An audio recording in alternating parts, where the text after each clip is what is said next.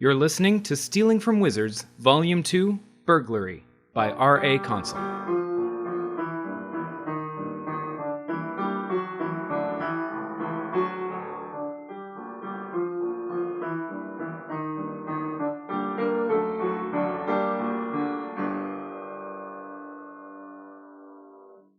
Chapter 14, Smoke and Mirrors. Were you really arrested by Knight Commander Talon Dubois? That was the first through fifth question from Kuro's classmates. He'd arrived early to class because he was already in the spring quarter and didn't have enough time to get back to autumn and back before school started. Evidently, word had traveled very quickly and everyone knew some version of the events of that morning. He had to re-explain the truth of it over and over until his friends arrived to rescue him. It didn't stop the questions, but Charlie enthusiastically took it upon herself to speak on Kuro's behalf while he scarfed down some cinnamon radish bagels that Marie had been thoughtful enough to bring him. They tasted weird at the best of times, but they were particularly odd with the foul taste of the pillow stuffing still lingering in his mouth. Charlie's version was better anyway.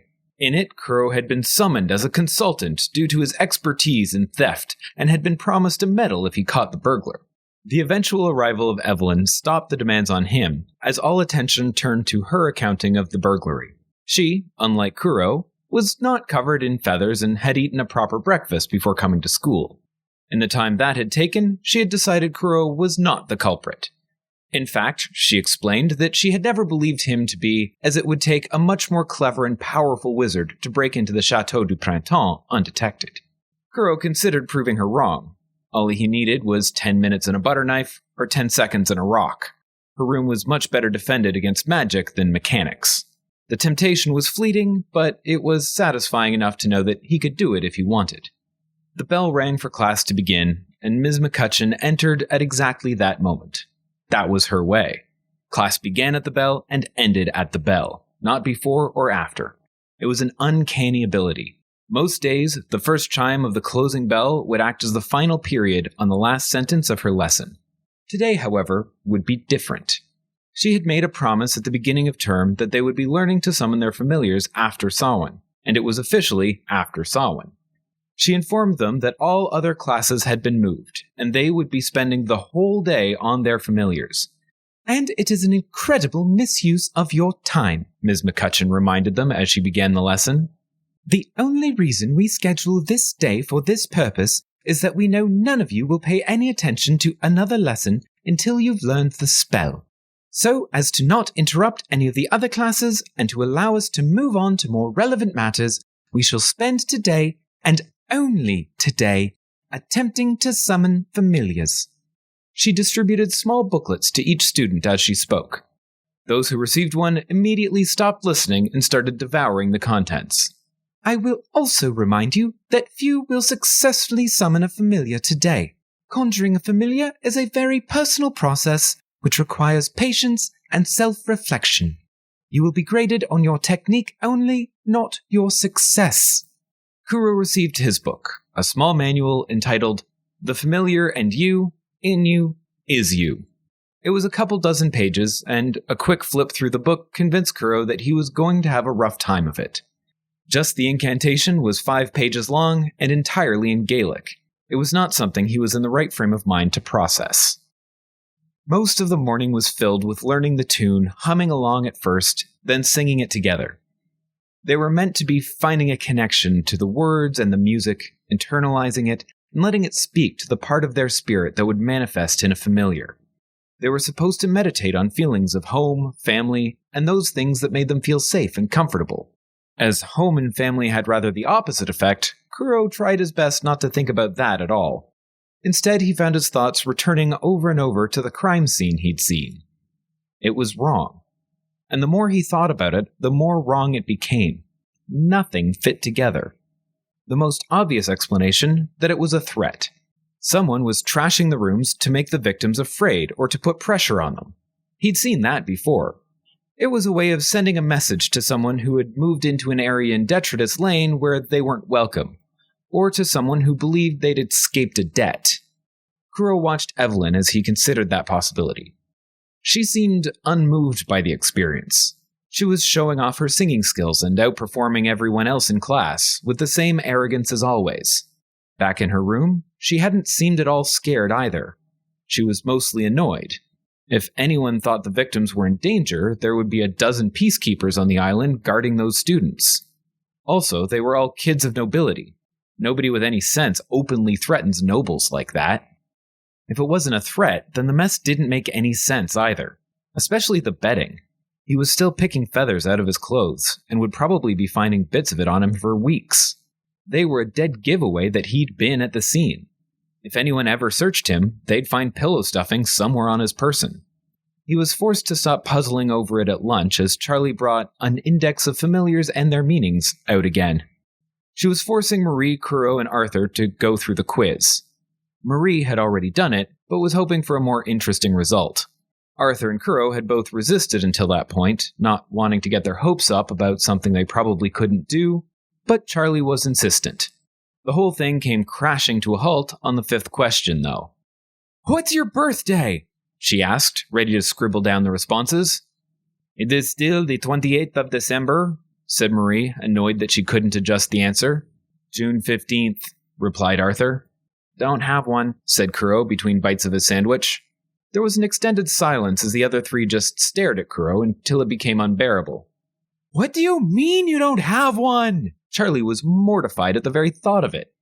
"I wasn't really born," said Kuro. "I was kind of assembled, I think."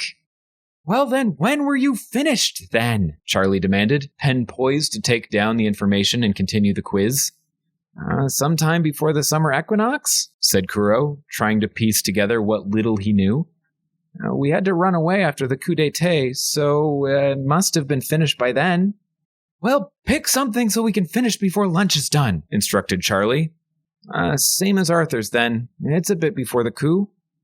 "No, that's no good. You can't have the same birthday. It's too hard to get you both presents on the same day, and it's better to be during the school year anyway. We should do it soon so we don't forget. Your birthday is next Friday, November 12th. Agreed?" She looked to Marie and Arthur, who nodded their assent, and she dutifully marked down the date on the quiz answers as though it were true. Kuro was pretty sure that wasn't how birthdays worked, but he had more than enough to worry about, so he let it pass. Charlie's quiz concluded just in time to start heading back to class. She read out the results as they jogged across the island. "Arthur, you're a mountain lion. Fierce, wide-roaming, and independent." "That doesn't sound like me at all," said Arthur. "Marie, you're a rough-skinned newt. Passive, mild, and shy." Marie snarled at the suggestion. "Are you sure you got that right? Can I trade with Arthur?" "And Kuro, you're a pileated woodpecker. Persistent and always in search of something." Kuro stumbled to a halt as he was struck by an epiphany. They're searching for something. "Yeah," agreed Charlie. "Mostly bugs under bark, but it's supposed to be symbolic, right?" No, the burglar," Kuro explained. A bunch of pieces fell into place for him. "They're searching for something. That's why the robberies look wrong. And why they keep happening. They're not trying to get rich or scare anyone. They want something, and they don't know who has it." Kuro was so excited to sort out what had been preoccupying him all morning that he had forgotten he had an audience. He looked up to find that Marie was listening with curiosity, and Arthur had whipped out his notebook and was scribbling away. Charlie, however, flung her arms up and shouted at Kuro, "No, not now. Today we are learning to summon familiars. You can be interesting tomorrow. We're too busy today. Now hurry up, I don't want to miss anything." The other three were so disoriented by Charlie caring about being on time for class that they complied without complaint. She pushed them all into the classroom just as the bell rang and Ms. McCutcheon started talking. 2 hours of dance practice let Kuro work out more of the details for himself. He liked his explanation. It made a lot of things make more sense. The mess was a cover, so it was harder to figure out where they were really looking. The targets were noble people who might have inherited some powerful artifact or some proof of a claim to land or title, like a signet ring or a crown. If Dubois was involved, it might even have something to do with the missing heir to the Summer Throne. That would explain why the younger students were being targeted. The heir was born about the same time as Arthur, so they'd either be a young second year or an old first year. He felt very clever for his solution, and that kept him in high spirits through most of the afternoon's other failures. The dance portion of the practice ended with a collective sigh of relief. There was a divide in the class between people who had gotten the hang of it early and were now bored, and those who were bad at it and had gotten annoyed. Kuro was in the latter half. He could do the steps and all the movements just fine, but the timing stumped him. The required tempo was much too slow. It felt like crawling when he wanted to run. "I shall now demonstrate the complete summoning," said Ms. McCutcheon. There was a chorus of chatter, followed by students loudly shushing each other so she could continue. "I shall also demonstrate an unsummoning. It is the same as we practiced on some of your earlier conjurations, but the experience will be different. A part of the familiar is tied to your spirit. When it is dispelled, you will absorb its experiences. The first time that happens can be somewhat disorienting. Also, if you cannot perform an unsummoning, we will need to pop your familiar manually, which can be unsettling." Ms. McCutcheon then proceeded to combine the chant and movements they'd been practicing and invoke the spell with impeccable precision. As she did, pale blue tendrils of light spiraled out of thin air in front of her. They coiled into place like an explosion of 1,000 springs run in reverse. As they combined, they formed into the unmistakable shape of a heron, which stretched its broad wings and arched its long, graceful neck. As she neared the conclusion of the ritual, the spiritual form started to solidify, growing a full coat of blue, black, and white feathers. With the final clap of the spell, the familiar's eye turned from glowing misty blue to a natural yellow, and it was done. It stood serenely as the students applauded, and then McCutcheon unsummoned it. With the much shorter phrase and movements, it unwove itself, and the streams of light flew back to the teacher and were absorbed through her ears, eyes, and nose. "You may now practice on your own," she said. Chaos followed. Everyone sang and danced in their own time, bumping into each other, rolling over each other's tune, and getting distracted the moment anyone else had the tiniest flicker of success. Ms. McCutcheon moved through the room, offering guidance, encouragement, and direction, but somehow managing to stay unaffected by the ruckus. It struck Kuro how very much like her familiar she was. She walked proudly and with precision, but in a detached sort of way, wading through the torrent but staying above it and being unaffected by it. Kuro could have imagined 100 creatures that would have suited her, but now, having seen her heron, he knew it really couldn't have been anything else. Kuro went through the motions of the casting himself, but mostly watched others. As the afternoon wore on, students were starting to get things to happen. Oliver was making steady progress, with more and more misty green tendrils weaving together with each attempt and starting to form something fist-sized. Beside him, Sean Cassidy was repeatedly forming a beautiful swirl of luminous pink petals, but never finished, because whatever it was forming was too small for his liking. Charlie kept conjuring a huge cloud of what looked like dandelion fluff, but she always got distracted by other people before it could form into anything. Morgan was consistently creating something long and low, but seemed stumped as to what it was, so couldn't resolve it completely. Arthur was robotically repeating the spell again and again, with different results every time. A rainbow of shapes and colors whirled in front of him, but never resolved into anything.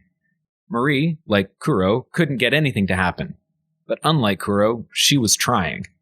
Evelyn was, to nobody's surprise, the first to manifest a recognizable form.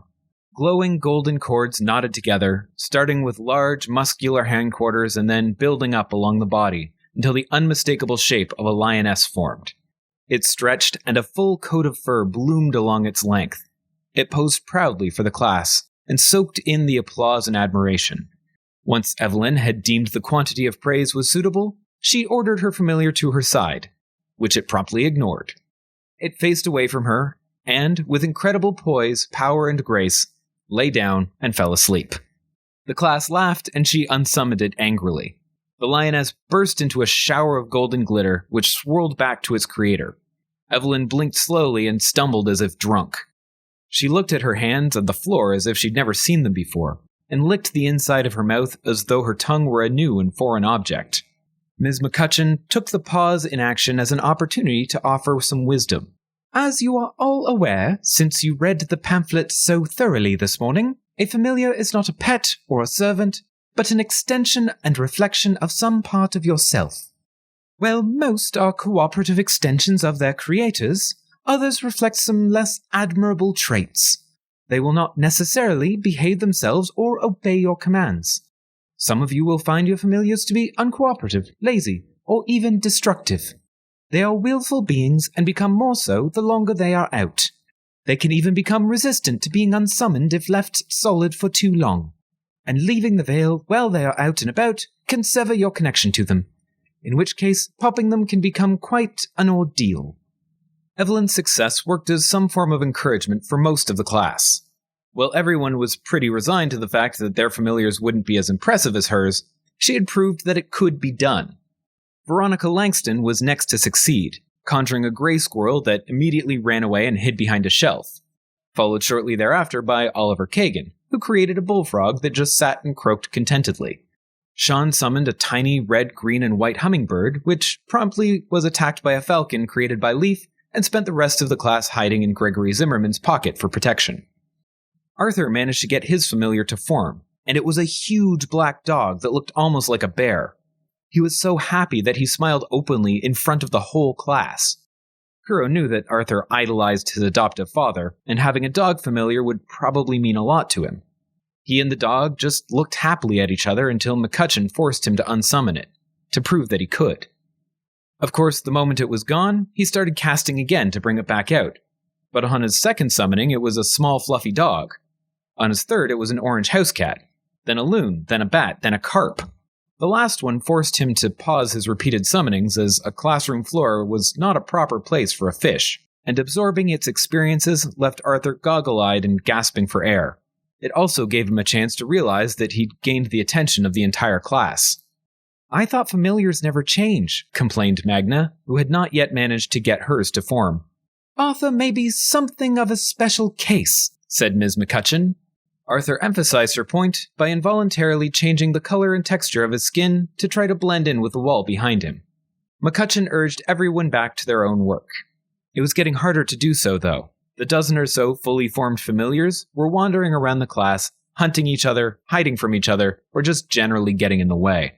The addition of a full-sized lioness prowling around the class and demanding the attention of everyone nearby was terribly distracting. With most people having developed some amount of success, the room was a storm of swirling lights and colors. Kuro gave up pretending to try and leafed through the instruction manual. Teachers seemed to like it when the students read textbooks when they didn't have to. It also provided him with time to think. His theory about the crimes had some holes. The biggest was the torn open bedding. Even if the students were hiding something important, it would be strange to put it inside a pillow or a duvet, since they got laundered regularly. Also, he had no idea who was doing it or what they were looking for. As the final bell of the day approached, they were given a few dire warnings from Ms. McCutcheon. The first was not to teach the first years. She reclaimed all of the manuals and counted them twice to make sure they didn't get into the younger students' hands. She reminded the class how they'd had to wait, and how the older students had refused their demands to learn early. Next was to never let their familiar out of sight. They were responsible for anything and everything their familiars did. As far as the school was concerned, a familiar and its creator were one and the same. And finally, she reminded them that summoning a familiar had no impact on their grades, and they should now all move on and focus on their other studies. The bell released them, and nearly everyone made it to the school steps before completely forgetting the last piece of advice and trying to summon again. Kuro expected to walk back to the lodge on his own, but was surprised to find his friends at his side. "Aren't you gonna keep summoning stuff?" he asked. "Why would I?" said Marie. "It did not work in the room. I don't think it will work on the lawn." In a transparent attempt to hide her disappointment, she turned her attention to Arthur. "Good job. You didn't think you'd be able to do it at all, right?" Arthur smiled very slightly and looked at his feet.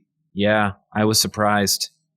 "It's so cool that you can make it whatever you want!" Charlie practically exploded with delight. "What's it like? How does it feel? Do you think you can make something really big like an elephant or a dragon? What about a person? Could you make a person familiar? You could be like twins who go on capers where you take each other's place at a fancy party while the other one steals the precious jewels." Murray encouraged Charlie to let Arthur have a chance to talk by gently pushing her into a bush. "I don't think I can control it," he said. "It's just different every time. I keep trying to get the first one back, but I can't. Nothing happens when I try to force it to be something. I have to just let it be what it wants to be." That's cool anyway, said Charlie, having freed herself from the shrub. I'm excited to get mine. I thought you'd be more sad about not summoning it today, said Kuro. Nah, I got farther than I expected. She thrust her fists on her hips and puffed out her chest. It's hard to think and sing and dance all at the same time, and it was really distracting in that room with everyone else doing it at the same time. I kept forgetting to hold myself up and nearly falling over. Besides, I know mine's gonna be big and probably white. Maybe a polar bear. I'll get it eventually, and now it's like a Yule present where I get to guess what it'll be. Marie, annoyed by Charlie's unflappable positivity, turned to Kuro for an ally. It is only you and me with no hope then, right? She said, throwing an arm over his shoulder. We tried our best, though, yeah? I wasn't trying, replied Kuro. He felt the arm slip from around him, and he turned to find Marie scowling at him. What do you mean you did not try? It wouldn't work anyway, he said. I haven't conjured anything properly yet, even the easy stuff. I'd probably just blow something up. Don't you wonder what your familiar would be? Marie seemed almost angry with him. No, he lied. He was surprised to discover that it was a lie. Earlier that morning, it had been true. After a whole day of being forced to think about familiars, however, and watching other people have meaningful moments when they discovered theirs, he found that he wanted to know. It came as a bit of a shock. He also realized that part of him was still puzzling over the burglaries. There were pieces that didn't fit, questions to which he wanted answers, and it frightened him. In the flurry of a busy day, he had let his guard down and had been possessed by a feeling that he thought he'd banished long ago. A feeling that had brought him nothing but pain and misery in his past. One that brought nothing but trouble. Kuro was curious. Thank you for listening to Stealing from Wizards. If you liked our show, please consider rating or reviewing on iTunes. If you want to support this podcast or just can't wait for the next chapter, the full book is available on Amazon, Kobo, and Indigo. Our theme music was written by Camille Saint-Saëns, transcribed by Franz Liszt, performed by Rebecca Verdun, and used with permission. This episode was produced by Jim Tigwell.